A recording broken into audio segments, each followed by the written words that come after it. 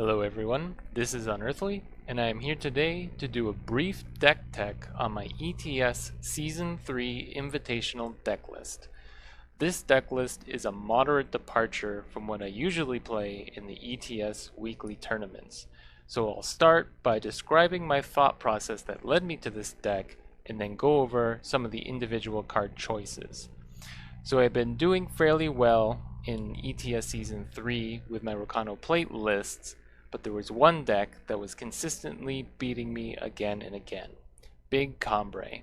In the most recent weekly event that I played in, I went from a strong 3-1 record to a mediocre 3-3 finish because I faced Big Cambrai twice in a row for my final matches. So coming into the Invitational, I knew that Big Cambrai, as well as its 3 faction variants, were going to be a popular deck choice. So I could not simply keep playing a deck that was folding to these decks. Now, the easiest way of doing this would be to abandon Rakano and simply choose a deck that already has a great matchup against Big Cambrai. So naturally, I completely rejected that idea. I was determined to play Rakano and find a Rakano deck list that can fight back against the time-heavy metagame that I was predicting. After testing a number of different ideas, this deck list is what I ended up settling on. The overall strategy is to utilize Warcry and weapons to create threats that even Cambrai is unable to match. The strategy is often called Voltron because you are assembling a giant unbeatable unit using a bunch of smaller parts. Generally, the weakness of the strategy is removal, chump blocking, and deadly units. The cards I chose are all based around minimizing these weaknesses to allow the strategy to work. The first notable card here is aReNGee Imperial Armorer. aReNGee is a card that had seen very little play until recently when Trudon brewed up a list with her as the centerpiece.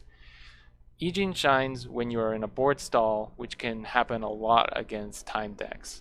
Now, she will often eat an immediate answer, like a Desert Marshal or a Valkyrie Enforcer, but that means that they're using it on one of your cards that has not done anything yet. It hasn't been equipped with a weapon.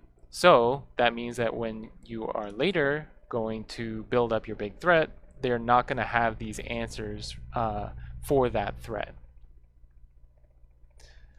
And of course, if they don't have those answers, then aReNGee can start to run away with the game as you just keep building these big units from nothing.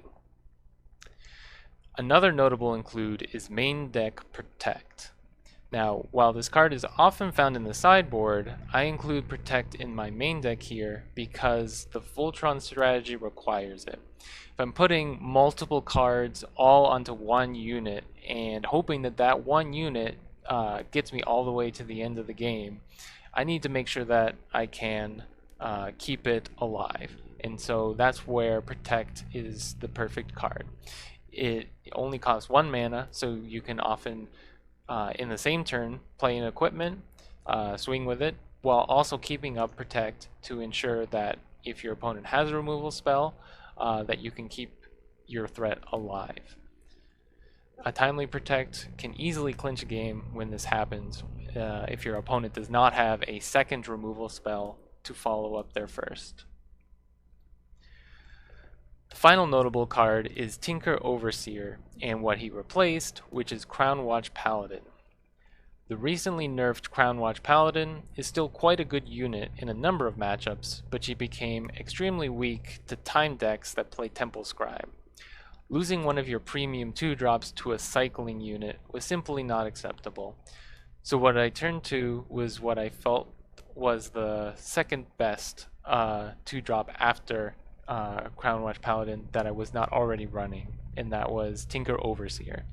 Now, he doesn't have Warcry, and he doesn't have Aegis like the Paladin does, but he does have Flying, and there are a number of decks that do not have easy ways to deal with flyers. And even if they can maybe deal with one, when you follow up with another flyer and another flyer, they're not going to be able to deal with all of them. So by including Tinker Overseer in my deck, it increases that density of flying, which then allows me to build up these threats that my opponent is not able to interact with. Other than these units, I've also increased the weapon and buff count to 13, including a full 4 Deep Forge plates. Now this is the core of what allows the deck to build these difficult to stop threats. Deep Forge plate remains the best weapon in the game and is one of the premier reasons to play Rakano in the first place.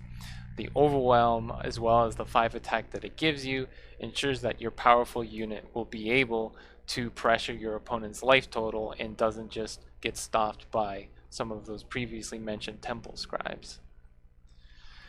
So I've gone over some of the interesting inclusions. Let's look at some of the cards that I did not include. The most obvious one is Torch. This fire staple is an amazingly efficient removal, but it does require that your opponent is playing cards that actually die to Torch.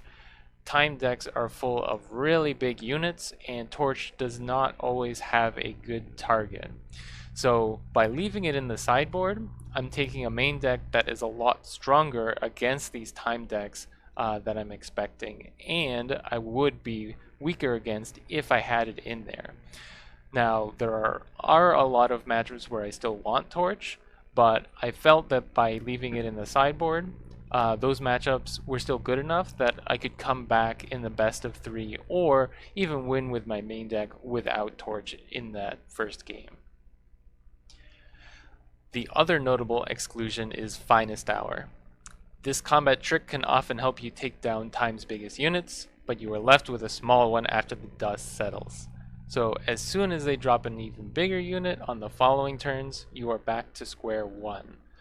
This deck list focuses on permanent buffs and evasion to prevent trades, which lets you snowball your advantage each consecutive turn. So all of that together gives me my anti-time and specifically anti-Combre Rakano plate deck. In testing, this new list greatly improved the matchup. Now, it's by no means a walk in the park, but I accomplished what I set out to do, which was build a Rakano deck that can fight back against big Combre. Thanks to everyone watching. I hope you enjoyed this Rakano deck tech.